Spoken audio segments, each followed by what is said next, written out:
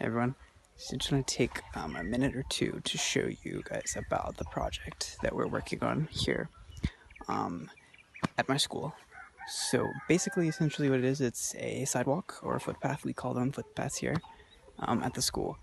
We sort of have bits and pieces of a sidewalk. There's just a lot of places where it's missing or it's damaged, where they need to construct a new one to connect different buildings to different spots. So that's what I'm going to do to show you the spots where we're going to work, so you guys can get a picture for what it looks like while it's happening and everything. So here is a good view. The school buildings go up this way and over here, and it makes kind of an L shaped. And this is the playground or the field. And then the village where everyone lives is down here. So here's a perfect example to start. The existing footpath is right here, but it ends right here. And so as you can see, it's just grass here. So this is an important part, because if you follow this path down to these two blue buildings right here, these are the hostels where our boarding students live during the school year. We have about 30 boarding students, so they walk up and down this way every day a couple of times. And this is also the library right here, so kids walk down this area a lot. And I will talk about the importance of a footpath in just a minute once I finish showing you all of the spots where we're going to be able to repair. So here is another example of the existing footpath, but it is a bit in need of repair. Here's a perfect example of here of some steps where it's super old, so it's kind of falling apart.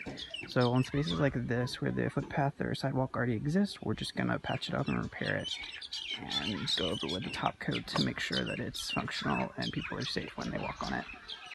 Here is another section. This here is the toilet, boys and the girls toilet, and so there's kids normally just walk through here, as you can see, and it's right behind the school buildings here. And here, this long line. So this is like the back side of what I showed you. So here's the last bit I'm going to show you. This right here is the entrance from the village, where all the students come from home. They come in through this gate and then walk along here. And then this building is the 7 and 8. So the 7 and 8 students come up here, but everyone else walks from the end of this to the building here. So this is kind of one of the most important parts that we're going to do. And essentially it's just connect the sidewalk from the end of here to these stairs here. And then, like I said before about going over the top of the existing footpath, because this, I'm not exactly sure how old this sidewalk is, but it's very, very old, and like the stones are kind of coming up, so it's a little bit dangerous of just going over the top of it, making it look nicer and making it a bit safer. And so the last bit is just about the importance of the footpath. Normally sidewalks and stuff, at least in the US, people don't think about too much, but here the main reason is during the rainy season. So the rainy season is about the end of November to about the end of April or so. So at this current time, it's the beginning of April, so we're coming out of the rainy season. But during the rainy season, especially in the heart of it, it rains virtually every day. And flooding, it rains all the time. So as you can see, a lot of the low-lying spots where there isn't a footpath, puddles build up and it becomes a real mess.